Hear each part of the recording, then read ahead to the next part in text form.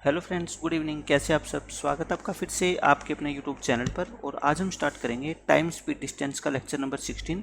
और इसके अंदर मैं आपको कंप्लीट कॉन्सेप्ट बताऊंगा एपी और एचपी, यानी अर्थमेटिक प्रोग्रेशन और हार्मोनिक प्रोग्रेशन। अर्थमेटिक प्रोग्रेशन को हिंदी में बोलते हैं समांतर श्रेणी, और हार्मोनिक प्रोग्रेशन को हिंदी में बोलते हैं हरात्मक श्रेणी। मैं पहले भी काफ़ी बार ये बता चुका हूँ चीज़ें। आज के लेक्चर के अंदर मैं जो जो क्वेश्चन आपको करवाने वाला हूँ, आप ये समझ लेना कि क्वेश्चन पढ़ने को जो टाइम लगेगा बस वही टाइम आपको सोल्व करने में लगेगा। उतना आप क्वेश्चन पढ़ लोगे और उसके बाद आंसर आप उसका ओरली दे दोगे। कोई कॉपी पेन की आपको जरूरत नहीं पड़ेगी। मैं बहुत अच्छा आपको कॉन्सेप्ट आप समझाऊंगा। देखो, ये बात तो आप सब जानते हो कि टाइम और जो स्पीड होती है उनका जो रेशियो होता है ना आपस में, वो क्या होता है? रेसिप्रोकल होता है। यानी कि अगर डिस्टेंस मान लो फिक्स है तो टाइम का रेशियो, अगर मान लो टाइम आप अगर आपने स्पीड 3 से बढ़ा के 4 कर दी तो आपका टाइम क्या लगेगा? 4 से घट के 3 लगेगा। ये बात तो आपको सबको पता है, हम इतना टाइम स्पीड डिस्टेंस पढ़ चुके हैं। इसका मैं आपको मतलब बताता हूँ कि ऐसा क्यों होता है। जैसे मान लो डिस्टेंस आपकी है 120 किलोमीटर। हम मान लेते हैं कि डिस्टेंस कितनी आपकी 120 किलोमीटर फिक्स है, और स्पीड आपने 3 से बढ़ा के 4 कर दी। 3 से बढ़ा के 4 का मतलब मान लेता हूँ पहले आपकी स्पीड क्या थी? 30 किलोमीटर पर आवर, और अब आपने कितनी कर दी? बढ़ा के 40 किलोमीटर पर आवर। तो आप मेरे को बताओ, ये आपकी क्या है? इनिशियल स्पीड है, और ये आपकी क्या है? न्यू स्पीड है। मैं कहता हूँ अगर इनिशियली आप 30 की स्पीड से चलते थे तो आपका इनिशियल टाइम कितना होता? इनिशियल टाइम तो आप कहोगे 120 किलोमीटर 30 की स्पीड से, यानी कि 4 घंटे लगते हैं आपको। और अगर मैं कहता हूँ नई स्पीड आपकी 40 होगी तो न्यू टाइम आपका कितना लगेगा? न्यू टाइम तो आप कहेंगे 120 को 40 से डिवाइड करेंगे, यानी कि 3 घंटे। तो मैं आपको यही बात तो समझाना चाहता था कि अगर आप अपनी स्पीड को क्या करोगे? 3 से 4 कर रहे हो तो टाइम आपका 4 से 3 पक्का होगा। यानी कि रेशियो की बात कर रहे हैं। 30 से 40 का मतलब स्पीड पहले 3 थी तो अब कितनी होगी? 4। तो टाइम आपका जो है ना, वो पहले अगर 4 यूनिट लगता था तो अब कितना यूनिट लगेगा आपका? 3 यूनिट। ठीक है, ये बात मैंने आपको प्रूव करके दिखा दी।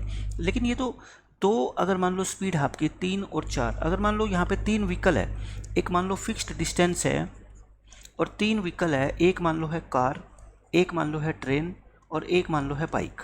ये 3 व्हीकल है, इनकी स्पीड आपको दे रखी है। मान लो कार की स्पीड है 40 किलोमीटर पर आवर, ट्रेन की स्पीड है मान लो 30 किलोमीटर पर आवर, और बाइक की स्पीड है मान लेते हैं 60 किलोमीटर पर आवर।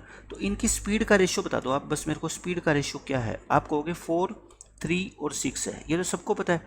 स्पीड का रेशियो कितना है? 4, 3 और 6। मैं ये मान लेता हूँ कि टोटल डिस्टेंस जो है कितने भी मान लो, मैं क्या मानता हूँ इनका एलसीएम 40, 30 और 60 का एलसीएम कितना होता है? 120 किलोमीटर। मैं मान लेता हूँ 40, 30, 60 का एलसीएम यानी कि टोटल डिस्टेंस को 120 किलोमीटर मान लेता हूँ। तो मैं अब ये प्रूव करके आपको दिखा देता हूँ कि अगर कार, ट्रेन और बाइक की स्पीड का रेशियो 4, 3 और 6 है तो जो टाइम का रेशियो होगा ना, वो कितना होगा? इनका रेसिप्रोकल, यानी 1/4, 1/3 और 1/6। अब 12 क्या ले लो एलसीएम, तो कितना आएगा? 3, 4 और 2, यानी कि रेशियो कितना आएगा आपका? 3, 4 और 2। लेकिन ये बात मैं आपको प्रूव करके दिखाता हूँ ताकि हर चीज़ को आप बारीकी से समझ सको। देखो, स्पीड है 40, 30, 60। ये है आपकी कार, ये है ट्रेन और ये है बाइक। स्पीड कितनी? 40, 30, 60, और टोटल डिस्टेंस हमने क्या मानी? 120 किलोमीटर। तो आप बस मेरे को ये बता दो, टाइम किसका? टाइम कार का। कार कितना टाइम लेगी? आप बिल्कुल आसानी से बता दोगे, 120 डिवाइड बाई 40, यानी कि 3 आवर्स लेगी कार। और अगर हम बात करें टाइम किसका? ट्रेन का। ट्रेन कितना टाइम लेगी? तो आप कहोगे 120 को 30 से डिवाइड कर दो, यानी कि 4 आवर्स लेगी। और अगर हम बात करें बाइक के टाइम की, टाइम लेगी कौन? बाइक। तो बाइक कितना टाइम लेगी आपका? 120 को डिवाइड कर दो 60 से, यानी कि 2 आवर्स लेगी। तो टाइम का जो रेशियो हो गया, बताओ आपका रेशियो कितना हो गया? 3, 4 और 2 हो गया। और यही रेशियो मैंने आपको देखो यहाँ बताया है, 3, 4 और 2। तो मैं आपको यही बताना चाहता हूँ कि जब डिस्टेंस फिक्स होती है तो आप कितनी भी स्पीड ले लो, 1, 2, 3, 4, 5, 6, उससे कोई फ़र्क नहीं पड़ता। टाइम का जो रेशियो होगा ना, वो इन स्पीड्स का रेसिप्रोकल कर देना। 4 है 1/4, 3 है 1/3, 6 है 1/6, और आपका आंसर आ जाएगा। ठीक है, समझ रहे हो आप मेरी बात? अब मैं आपको एक एग्जाम्पल देता हूँ। अब एक और एग्जाम्पल आपको मैं दे के दिखाता हूँ। देखो, अगर मान लो 3 व्हीकल है, वही कार, ट्रेन और बस। अब की बार हम बस नाम दे देते हैं। इसकी स्पीड है मान लो 10 किलोमीटर पर आवर, इसकी स्पीड है 12 किलोमीटर पर आवर, और इसकी स्पीड है मान लेते हैं 15 किलोमीटर पर आवर। मैं सिर्फ आपको बता रहा हूँ, ठीक है? ये आपकी क्या है? स्पीड्स है। तो डिस्टेंस मान लें हम, लेट कर लो डिस्टेंस को आप क्या मान लो? डिस्टेंस को आप मान लो इनका सबका एलसीएम कितना होता है 10, 12, 15 का 60 किलोमीटर। मैंने डिस्टेंस मान ली 60 किलोमीटर। अब आप मेरे को बताओ तीनों का टाइम निकाल दूँ मैं? टाइम अब मैं डायरेक्ट लिख रहा हूँ, ठीक है।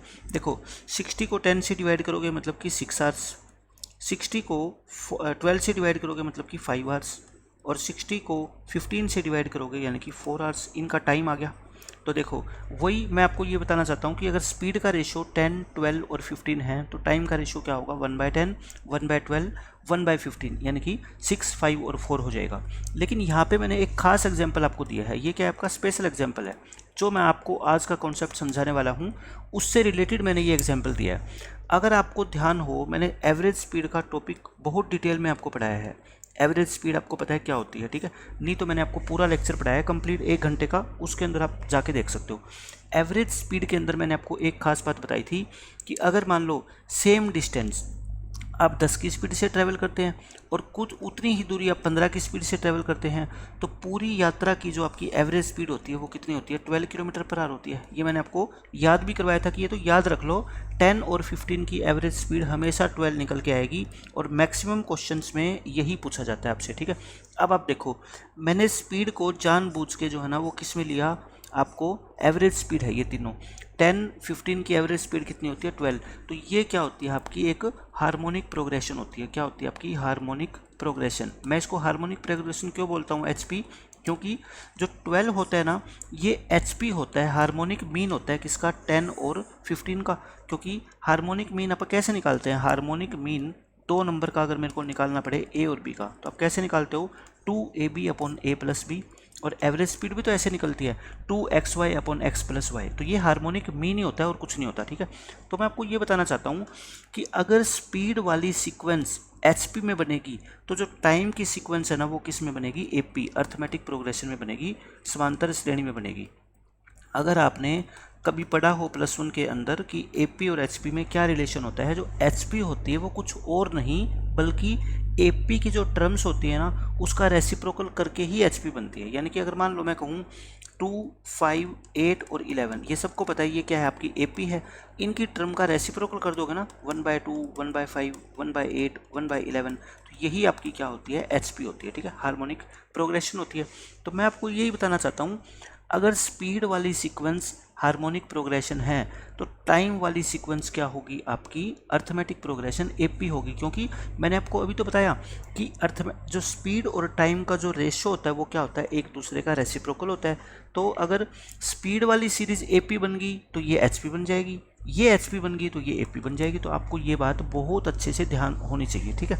अब मैं आपको कुछ एग्जाम्पल देता हूँ। देखो अगर मैं आपसे कहूँ कि एक मेरी स्पीड है, मान लो मैं यहाँ पे लिखता हूँ स्पीड और यहाँ पे मैं लिख रहा हूँ क्या? टाइम। आप मेरे को बताते जाना। स्पीड अगर मान लो मैं कहूँ कि मेरी ये 20, ये 30 और ये 24 है, ठीक है। ये मेरी क्या है? स्पीड्स है। किलोमीटर पर आवर में लगा देता हूँ आगे, kilometre per our, kilometre per our. सिर्फ कॉन्सेप्ट को समझ लो ध्यान से, मैं आपको एक एक चीज़ डिटेल में बता रहा हूँ, उसके बाद क्वेश्चन आप ओरली सोल्व कर दोगे, इतना विश्वास रखो आप। स्पीड दे रखी है, टाइम मैं कहता हूँ इस स्पीड से चलने में अगर मेरे को टाइम लगता है मान लो 4 आवर्स, और इस स्पीड से चलने में मेरे को मान लो टाइम लगता है 8 आवर्स। मैं कहता हूँ अगर मैं 24 की स्पीड से चलूँ तो टाइम मेरे को कितना लगेगा? बस क्वेश्चन आपसे ऐसा पूछा जाता है कि एक फिक्स्ड डिस्टेंस है उसको ट्रैवल अगर आप 20 की स्पीड से करते हो तो 4 आवर्स लगते हैं, 30 की स्पीड से करते हो तो 8 आवर्स लगते हैं। तो बताओ 24 की स्पीड से करोगे तो कितने आवर्स लगेंगे? आपको ध्यान होना चाहिए एवरेज स्पीड के अंदर, ये तो आपको ध्यान होना ही होना चाहिए 100% कि 10 और 15 की जो एवरेज स्पीड होती है वो कितनी होती है? 12। अब आप तीनों टर्म्स को किसी भी नंबर से मल्टीप्लाई या डिवाइड कर दो। इसको 2 से डिवाइड करो, इसको भी मल्टीप्लाई, इसको भी 2 से मल्टीप्लाई करो तो ये भी 2 से मल्टीप्लाई हो जाएगी। मतलब 20 और 30 से अगर आप सेम डिस्टेंस को ट्रैवल करते हो तो पूरी जर्नी की जो एवरेज स्पीड होगी वो कितनी होगी? 24 किलोमीटर पर आवर होगी। अब आप मेरे को बता दो क्या ये जो स्पीड्स है ये आपकी HP बना रही है क्या? हार्मोनिक प्रोग्रेशन हरात्मक श्रेणी बना रही है 20, 24, 30, 20, 24, 30 क्या बना रही है? ये HP। आप कहोगे अगर स्पीड वाली सीक्वेंस HP है ना तो टाइम वाली सीक्वेंस आपकी क्या होनी चाहिए, एपी होनी चाहिए। अब एपी में तो आपको पता है अगर ये टर्म 4 है ये 8 है तो मिडिल टर्म यानी कि एम बिटवीन ए और बी आप कैसे निकालते थे, दोनों को ऐड करके 2 से क्या कर देते हो डिवाइड, यानी कि 4 + 8 12, 12 को 2 से डिवाइड करोगे 6, यानी कि देखो यही तो एपी बनेगी 4 6 8 ये। तो मैं आपको ये कहना चाहता हूँ कि इस क्वेश्चन का आंसर आप डायरेक्ट बता दोगे कि एक फिक्स दूरी है, कितनी भी मान लो जो आपका मन करे। अगर आप 20 की स्पीड से जाते हैं तो आपको 4 घंटे लगते हैं, ठीक है, और अगर 30 की स्पीड से आप जाते हो तो मान लो कितने घंटे लगते हैं आपको 8। मैं वैसे उल्टा ले गया, ये इसको आपको 8 कहना चाहिए था और ये मान लो कितना कह लो आप 4 कह लो, ठीक है ये है। तो आप कहोगे कि अगर 24 की स्पीड से चलते तो हमें कितने घंटे लगते, तो मैं कहता हूँ कितने घंटे लगते, 6 आवर्स लगते। तो सिर्फ मैं आपको ये बताना चाहता हूँ यहाँ पे इस क्वेश्चन में कि ये सीरीज अगर एचपी में है तो ये सीरीज आपकी क्या होगी, एपी के अंदर होगी, ठीक है। अब मैं आपको करवाता हूँ इसके ऊपर क्वेश्चन। देखो फर्स्ट क्वेश्चन देखो क्या कहता है, if a man cycles at the speed of 10 kilometre per our. अगर एक आदमी साइकिल से जाता है 10 की स्पीड से, वो arrive at a certain place eight 1 PM, वो 1 बजे पहुंचता है। And if he cycles at the speed of 15 kilometre per our he arrives eight 11 AM, यानी अगर वो 10 की स्पीड से जाता है तो वो 1 बजे पहुंचता है, 15 की स्पीड से जाता है तो वो 11 बजे पहुंचता है। तो बताओ at what speed must he cycle to reach there at 12 noon. वो 12 बजे पहुंचना चाहता है। तो मेरे को एक बात बताओ, एक तरफ क्या लिख दिया करो आप स्पीड की सीक्वेंस और एक तरफ आप क्या लिख लिया करो टाइम की सीक्वेंस, ठीक है, आप ये लिख लो। अब स्पीड की सीक्वेंस के अंदर देखो क्या क्या लिखोगे, टाइम में क्या क्या लिखोगे। टाइम कितना है, एक बजे है, एक क्या है 1 बजे, फिर क्या है आपका बताओ मेरे को 11 बजे, यहाँ पे लिखो 11 बजे और यहाँ क्या लिखो 12 बजे। ये ऐसे लिख लो कि ये एपी में बने, है ना। ये एक का मतलब क्या होता है 13 बजे, 13 12 11। स्पीड कितनी है बताओ, 1 बजे कब पहुँचता है, जब उसकी स्पीड कितनी होती है 10 किलोमीटर पर आवर। और अगर 15 होती है तो वो 11 बजे, यानी कि 11 के सामने कितना लिख दो 15 किलोमीटर पर आवर। बस आप मेरे को अब ये बता दो कि इन दोनों जो प्रोग्रेशन है ये टाइम की जो प्रोग्रेशन है वो किस में दिख रही है आपको, एपी में। मैं कहता हूँ स्पीड की जो प्रोग्रेशन होगी वो 100% किस में होगी, एचपी में। एचपी का मतलब जो ये टर्म बच गई ना, ये आपकी क्या होगा हार्मोनिक मीन, और 10 और 15 का हार्मोनिक मीन कितना होता है 12। तो आपको 12 किलोमीटर पर आवर की स्पीड से जाना पड़ेगा और यही आपका क्या है क्वेश्चन का आंसर है। कहता है उसको किस स्पीड से जाना चाहिए कि वो 12 बजे पहुंच जाए, तो आप आंसर दे देना कितना 12 किलोमीटर पर आवर, क्योंकि 10 और 15 का हार्मोनिक मीन आप निकालोगे तो 2xy और अपॉन में x + y, ऐसे ही तो निकालते हो। तो 20 × 15 अपॉन 25, 5 पे काट दो, ये 4 बार कटेगा, ये 5 बार, ये 3 बार, 4 3 जा कितना हो गया 12। लेकिन आपको याद होना चाहिए कि 10 और 15 का हार्मोनिक मीन कितना होता है 12। तो देखा कितनी आसानी से हमने इस क्वेश्चन को सोल्व कर दिया। अभी तो मैं 6-7 क्वेश्चन आपको कराऊंगा इसी कॉन्सेप्ट के ऊपर। अब देखो ये क्वेश्चन, इसमें कहता है बहुत अच्छा क्वेश्चन है, कैट लेवल का क्वेश्चन है ये। लेकिन अब देखो 2 लाइनों के अंदर हम इस क्वेश्चन को सोल्व कर देंगे। ABC leave point P one after the other in the given order with equal time interval between their departure। मतलब ये कहता है एक पॉइंट P है, कोई जगह का नाम है ये पॉइंट P, मतलब शहर है कोई। इस पॉइंट से 3 पर्सन ABC लीव करते हैं, यानी कि इस स्थान को छोड़ते हैं, वो किसी दूसरे स्थान पे जाते हैं। वो इन ऑर्डर का मतलब है पहले A जाएगा फिर B फिर C। इक्वल टाइम इंटरवल का मतलब है कि मान लो ये 4 बजे जाता है, ये 6 बजे जाता है, तो ये 8 बजे, यानी कि 2-2 घंटे का फ़र्क है तीनों में। फिर कहता है all 3 persons meet at point Q at the same time, मतलब कि तीनों ने सेम टाइम पे चलना स्टार्ट नहीं किया, सेम इंटरवल के ऊपर चलना स्टार्ट किया, लेकिन मिलते हैं क्या सेम टाइम पे जाके। Speeds of A and C आपको दे रखी है कितनी 30 और 60 किलोमीटर पर आवर। मैं यहाँ पे लिख देता हूँ क्या स्पीड्स, और यहाँ पे मैं क्या लिख देता हूँ बताओ टाइम। ए की स्पीड 3 बंदे हैं, देखो A B और C। मैं तीनों के बारे में आपको इन्फॉर्मेशन लिख के दे देता हूँ। देखो A की स्पीड कितनी 30, यहाँ पे लिख दो आप क्या 30, और यहाँ पे कितना लिख दो 60, ये C की 60। ये आपसे B की पूछी है, हमें पता नहीं है, लेकिन क्वेश्चन में एक विशेष बात आपको दे रखी है कि ABC जो लीव करते हैं ना वो इक्वल टाइम इंटरवल में लीव करते हैं, इक्वल टाइम इंटरवल में। इसका मतलब मैं मान लेता हूँ कि ये मान लो 4 बजे चलता है तो ये 6 बजे चला, और ये मान लो 8 बजे चला। आप कुछ भी मान लो, इससे कोई फ़र्क नहीं पड़ता।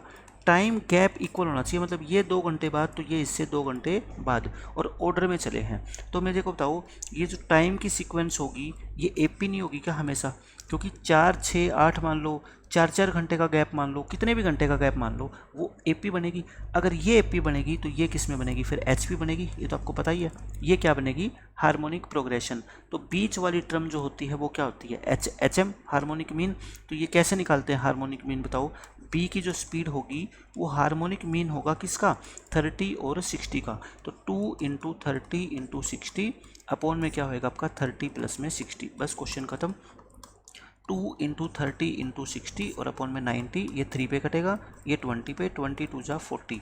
तो बी की स्पीड आपकी कितनी होगी, 40 km/h, और ये इस क्वेश्चन का आंसर है। तो मैं कहता हूँ आप क्वेश्चन को जब पढ़ोगे तो बस आपको सीधा दिमाग में लगाना है कि 30 और 60 का हार्मोनिक मीन निकाल दो, 2 × 30 × 60 अपॉन 30 + 60, और आपके क्वेश्चन का आंसर आ गया। ठीक है, बिल्कुल आसान क्वेश्चन था।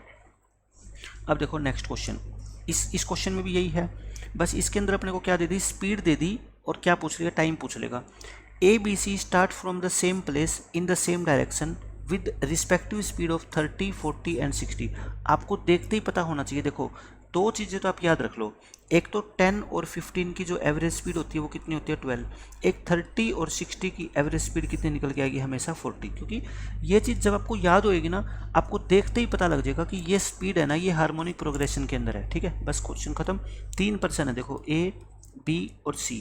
एक कॉलम में लिख लो इनकी स्पीड्स और एक कॉलम में लिख लो इनका टाइम। आपको स्पीड्स क्या दे रखी है क्वेश्चन के अंदर, देखो स्पीड आपको दे रखी है इनकी 30 km/h। आपको एग्जाम में कुछ नहीं लिखना, यहाँ पे हम समझ रहे हैं चीज़ों को, इसलिए मैं पूरा लिख के आपको दिखा रहा हूँ। और ये है आपकी 60 km/h। टाइम देखो, टाइम ये कहता है कि B starts 2 hours after A, यानी कि A जब शुरू करता है अपनी जर्नी तो B उसके 2 घंटे बाद स्टार्ट करता है। मैं कहता हूँ कुछ भी मान लो आप, A मान लो 4 बजे चलता है, ठीक है, आप कुछ भी मान लो, इससे कोई फ़र्क ही नहीं पड़ता। A मान लो कितने बजे चलता है, 4 बजे, तो B कितने बजे चलेगा, फिर 6 बजे चलेगा। ये कितने बजे चलेगा, 6 बजे चलेगा। अब कहता है if B and C overtake Arun, यानी कि A eight the same time. Arun का मतलब यहाँ पे क्या है, A है, ठीक है। ये दोनों अरुण को ओवरटेक करते हैं, ओवरटेक का मतलब उसको क्रॉस करते हैं, यानी कि उससे मिलते हैं। B और C उससे सेम टाइम पे जाके मिलते हैं। How many hours after A did C start, यानी कि A के कितने घंटे बाद C ने चलना स्टार्ट किया था। बस आप मेरे को यहाँ से ये बता दो, ये जो सीक्वेंस है ये हार्मोनिक प्रोग्रेशन है क्या, आप कहोगे जी बिल्कुल है। तो अर्थमेटिक प्रोग्रेशन क्या होगी, फिर टाइम वाली सीक्वेंस होगी, ये क्या हो जाएगी आपकी, एपी हो जाएगी। अगर एपी है तो आप ये बताओ, ये 4 बजे चला, ये 6 बजे चला, तो ये कितने बजे चलेगा, 8 बजे, क्योंकि यहाँ अगर 2 घंटे का गैप है तो यहाँ पे भी 2 घंटे का गैप होगा। एपी की यही तो डेफिनेशन होती है। तो आपसे ये पूछा गया है कि सी जो है ना वो ए के कितने घंटे बाद चला है, तो मैं कहूँगा ये 4 आवर्स के बाद चला है। ये कितने बाद चला है, 4 आवर्स के बाद चला है। समझ रहे हो आप मेरी बात, आप कुछ भी ले लो। जब बी 2 घंटे बाद चला है, मतलब मान लो ए 12 बजे चला था तो बी 2 बजे चलेगा, तो अगले में भी 2 जोड़ोगे, ये 4 बजे चलेगा, तो ए और सी में गैप कितने का आएगा बताओ, 4 घंटे का ही आएगा ना। तो बस ये इस क्वेश्चन का आंसर था। तो मैं कहता हूँ आज के बाद जब भी आप ऐसा क्वेश्चन देखोगे ना, आप तुरंत इसका आंसर टिक कर दोगे, 4 घंटे का गैप है ए और सी के चलने में, ठीक है। अब देखो नेक्स्ट क्वेश्चन, ये बिल्कुल सेम क्वेश्चन ऐसा ही है, अपस्ट्रीम डाउनस्ट्रीम वाला क्वेश्चन। अपस्ट्रीम डाउनस्ट्रीम का मैं आपको थोड़ा बता देता हूँ। डाउनस्ट्रीम का मतलब होता है धारा की दिशा में, डाउनस्ट्रीम को हिंदी में क्या बोलते हैं, धारा की दिशा में चलना। और अपस्ट्रीम का मतलब क्या होता है, धारा के विपरीत चलना। अपस्ट्रीम का मतलब क्या होता है, धारा के विपरीत चलना। वैसे मैं जब आपको ये बोट एंड स्ट्रीम वाला इसके बाद टॉपिक कराऊंगा तो आपको सारा डिटेल में बताऊंगा मैं, धारा के विपरीत चलना। तो लेकिन मैं यहाँ पे इस क्वेश्चन को इस कॉन्सेप्ट से करवाना चाह रहा हूँ, इसलिए मैंने इंक्लूड कर लिया। अब देखो बी अगर मान लो स्पीड है किसकी, बोट की, इन स्टिल वाटर, यानी कि पानी कहीं पे भी नहीं चल रहा है, सिर्फ बोट चल रही है, तो उसकी स्पीड कितनी है, बी है मान लो। डब्ल्यू मान लो स्पीड है किसकी, पानी की, स्पीड ऑफ वाटर, पानी की स्पीड, या स्ट्रीम धारा कह लो, धारा की चाल कितनी है, डब्ल्यू। तो आप मेरे को बताओ स्पीड डाउनस्ट्रीम क्या होती है, स्पीड डाउनस्ट्रीम का मतलब बी प्लस डब्ल्यू, और स्पीड अपस्ट्रीम आपकी कितनी होती है, बी माइनस डब्ल्यू होती है, क्योंकि अपस्ट्रीम में स्पीड कम हो जाती है और डाउनस्ट्रीम में स्पीड क्या होती है, बढ़ जाती है। ये आप वैसे ही मान लो रिलेटिव स्पीड, अगर आप ऑपोजिट डायरेक्शन में चलोगे तो रिलेटिव स्पीड क्या होती है, ऐड, और अगर सेम डायरेक्शन में चलते हो तो रिलेटिव स्पीड क्या होती है आपकी, माइनस होती है। ठीक है, अब ये क्वेश्चन देखो क्या कहता है, it takes 60 seconds for a boat to reach the other end along the stream. Along the stream का मतलब धारा की दिशा में, यानी कि एक बोट अगर धारा की दिशा में चलती है ना तो उसको दूसरे एंड तक पहुंचने में 60 सेकंड लगते हैं, और 90 सेकंड लगते हैं कब, अगेंस्ट द स्ट्रीम, अगर वो धारा के विपरीत चलती है तब उसको 90 सेकंड लगते हैं। How long would the boat take to reach the other end when it is moving in still water. कहता है वो ना तो धारा की दिशा में चले और ना धारा के अगेंस्ट चले, स्टिल वाटर यानी कि पानी बिल्कुल शांत है, बह ही नहीं रहा वो, तब उसको कितना टाइम लगेगा। मैं आपको बस एक बात पूछता हूँ, यहाँ लिख लो स्पीड और यहाँ क्या लिख लो, टाइम। ठीक है, स्पीड और टाइम। स्पीड अब की बार आपको देखो डायरेक्टली क्वेश्चन में गिवन नहीं है, आप ये बताओ मेरे को, डाउन स्ट्रीम क्या होता है, धारा की दिशा में, अपस्ट्रीम क्या होता है, धारा के अगेंस्ट, और स्टिल वाटर क्या होता है, पानी कहीं नहीं चल रहा है, ना इधर ना उधर। ये अगर स्टिल वाटर में बोट की स्पीड मान लो b है, ठीक है, तो डाउन स्ट्रीम स्पीड क्या होती है, b प्लस डब्ल्यू, यानी कि वाटर की स्पीड ऐड होएगी, और ये क्या होती है, b माइनस डब्ल्यू होती है। आपको सबको पता है, बस आप मेरे को ये बता दो कि ये जो सीक्वेंस है b प्लस डब्ल्यू, b और b माइनस डब्ल्यू, ये कौन सी प्रोग्रेशन है, आप आराम से बता दोगे कि ए पी है। ए पी में क्या होता है, देखो ये b प्लस डब्ल्यू, ये b और ये b माइनस डब्ल्यू, ये ए पी तो है, क्योंकि ये क्या हो गया, W कम होगी और यहाँ से फिर W कम होगी, तो कॉमन डिफरेंस आपका सेम होता है, तभी तो उसको AP बोलते हैं। तो ये सीरीज अगर AP है तो फिर जो टाइम होगा वो किस में होगा, बता दो आप मेरे को, HP में होगा। टाइम पक्का किस में होगा, HP में होगा। तो टाइम आपको देखो, डाउन स्ट्रीम का टाइम कितना दे रखा है बताओ, 60 सेकेंड दे रखा है, और अपस्ट्रीम का टाइम कितना दे रखा है, 90 सेकेंड दे रखा है। तो आपसे पूछा है किसका, ना अपस्ट्रीम ना डाउनस्ट्रीम, बल्कि स्टिल वाटर के अंदर। तो मतलब ये आपको क्या निकालना है, हार्मोनिक मीन निकालना है। ये क्या होगा आपका हार्मोनिक मीन। 60 और 90 का हार्मोनिक मीन तो मैं बिना देखे बता दूंगा। देखो मैंने आपको बताया था 20 और 30 का हार्मोनिक मीन कितना होता है, 24। 20 और 30 का हार्मोनिक मीन 24 होता है। मैं इसको भी 3 से मल्टीप्लाई कर देता हूँ, इसको भी 3 से, तो ये भी 3 से मल्टीप्लाई होएगा। तो 60 और 90 का हार्मोनिक मीन कितना होगा, 72। यानी कि जब ये बोट स्टिल वाटर में चलेगी तो दूसरे एंड तक पहुंचने में 72 सेकंड का टाइम लेगी। बस इतना सा क्वेश्चन होता है। हर एक क्वेश्चन मैं कहता हूँ इस कॉन्सेप्ट पे जो आएगा ना वो ऐसे ही पूछा जाता है, इससे टफ नहीं आएगा। मैंने आपको सारी चीज़ें समझा दी कि किस तरीके के क्वेश्चन आते हैं, बोट एंड स्ट्रीम में क्वेश्चन कैसा बनता है। अब एक मैं आगे कराऊंगा आपको एक्सेलरेटर वाला क्वेश्चन, वो कैसे बनेगा। सब चीज़ों का मीनिंग एक ही है, ठीक है। अब देखो ये क्वेश्चन है एक्सेलरेटर। जैसे आप बड़े बड़े मॉल्स के अंदर गए होगे या किसी बिल्डिंग में गए होगे, कहीं पे भी आपने एक्सेलरेटर देखे हैं, जो इलेक्ट्रॉनिक स्टेयर्स होती है उस पर आप चढ़ते हो। तो देखो चढ़ते जब आप हो ना तो आप अपनी स्पीड भी चल रहे हो। मान लो आदमी, कईयों को क्या होती है, जल्दी होती है। आपने देखा होगा बड़े शहरों में, दिल्ली जैसे शहरों में, कि एक्सेलरेटर चल रहा है ऊपर की तरफ, लेकिन आदमी भी क्या है, अपनी स्पीड कुछ चल रहा है, वो भी उसके ऊपर चढ़ रहा है। लेकिन कई आदमी क्या होते हैं कि वो अपनी स्पीड नहीं करते कुछ भी, वो जितना एक्सेलरेटर चल रहा है बस उसी की स्पीड से चलते जा रहे हैं, चलते जा रहे हैं। और हो सकता है कि मान लो आप ऊपर से नीचे आने की भी कोशिश करो, ऊपर से नीचे आने की भी कोशिश करो, लेकिन एक्सेलरेटर है वो तो अपनी स्पीड से चल रहा है, वो तो नीचे से ऊपर जाएगा। लेकिन आप ऊपर से नीचे आओगे तब आपकी स्पीड क्या हो जाएगी, कम हो जाएगी। आप इस क्वेश्चन को वही मान लो, अपस्ट्रीम और डाउनस्ट्रीम वाला, कोई भी फर्क नहीं है बिल्कुल, बस इसमें लैंग्वेज का फ़र्क है, डाटा का फ़र्क है, बाकी कॉन्सेप्ट वही है अपस्ट्रीम और डाउनस्ट्रीम वाला, ठीक है। एक्सेलरेटर भी ऊपर जा रहा है और आप भी ऊपर जा रहे हो, इसका मतलब down stream with the stream, with the direction of the stream. Accelerator ऊपर जा रहा है, आप ऊपर से नीचे आ रहे हो, इसका मतलब अप स्ट्रीम, धारा के अगेंस्ट, ठीक है। बस खत्म क्वेश्चन। अब देखो क्या कहता है, ए मैन, इस क्वेश्चन में बिल्कुल वही चीज़ है। ए मैन वॉक अप, यानी कि वो ऊपर चढ़ता है, मूविंग अप ए एक्सेलरेटर, एक चलता हुआ एक्सेलरेटर है, इन 30 सेकेंड। मतलब अगर वो ऊपर चढ़ता है तो उसको 30 सेकेंड लगते हैं। क्यों? क्योंकि ऊपर चढ़ते वक्त मैन की स्पीड भी है कुछ और उसकी एक्सेलरेटर की स्पीड भी है, बढ़ जाएगी।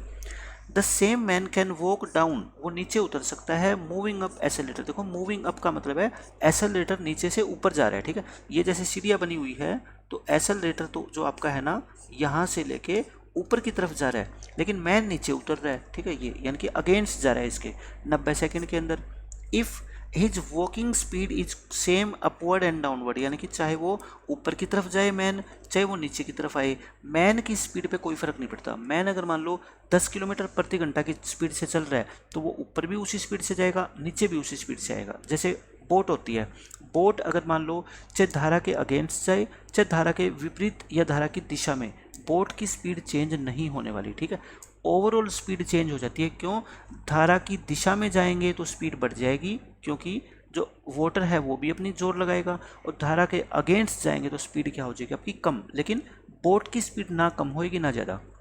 फिर कहता है how much time will he take to walk up the accelerator when it is not moving. कहता है एसेलरेटर अब चल नहीं रहा, उसको बंद कर दिया, जैसे पानी चल नहीं रहा, पानी को रोक दिया हमने, तो कितना टाइम लगेगा? तो बताओ, ये बिल्कुल वही क्वेश्चन हो गया। यानी कि यहाँ पे बोट प्लस वाटर की जगह आप क्या लिख दो? बस ये मैन लिख दो प्लस एसेलरेटर लिख दो।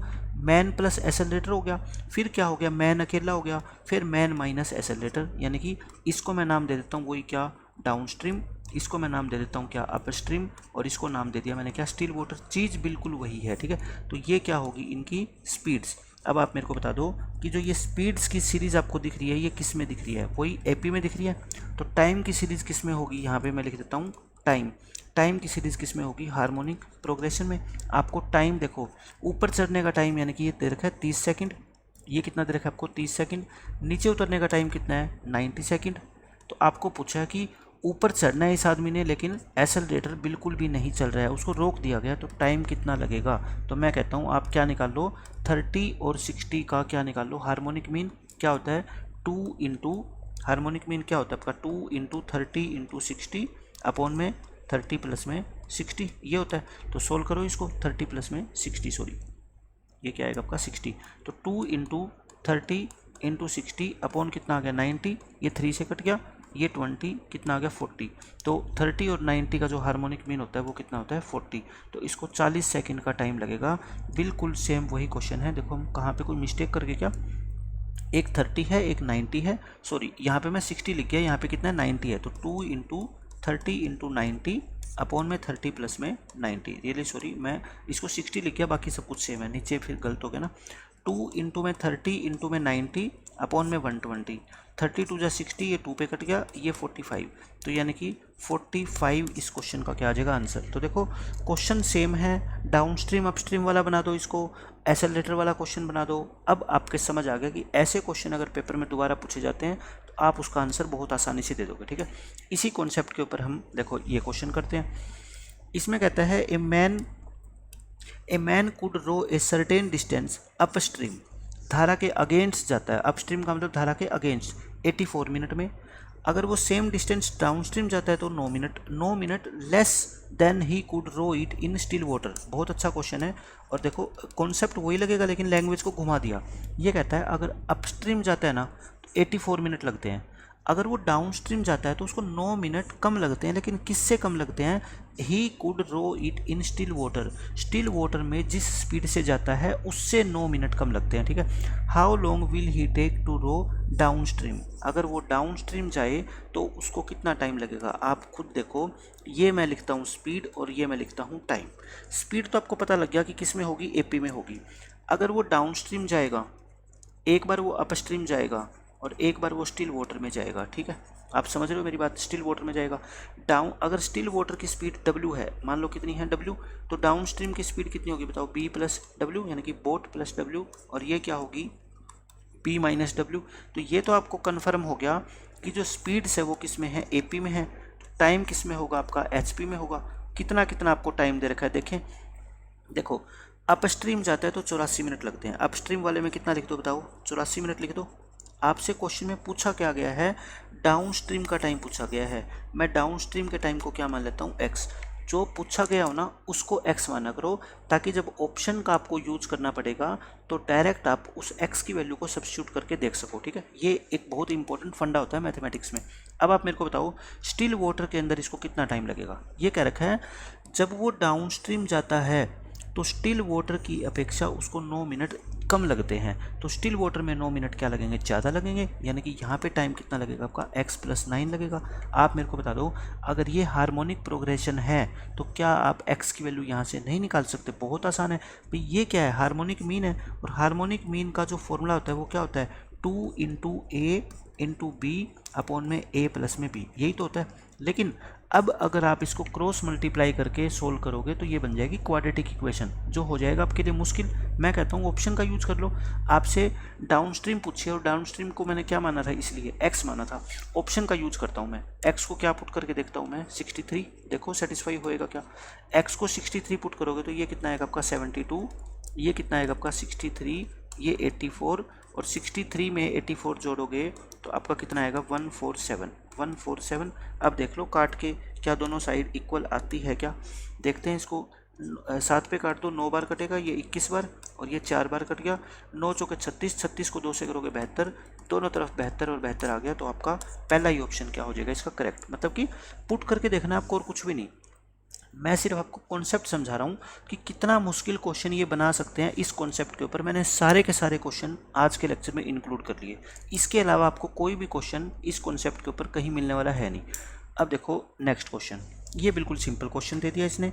ये क्या कहता है कि a man runs at 20 kilometre per hour then he arrives at a certain place at 2 PM। यानी अगर वो 20 की स्पीड से जाता है तो वो 2 PM पे पहुंचता है। अगर वो इंक्रीज करता है अपनी स्पीड 10 किलोमीटर पर आवर से, मतलब 20 से कितनी होगी 30, वो 12 बजे पहुंच जाता है।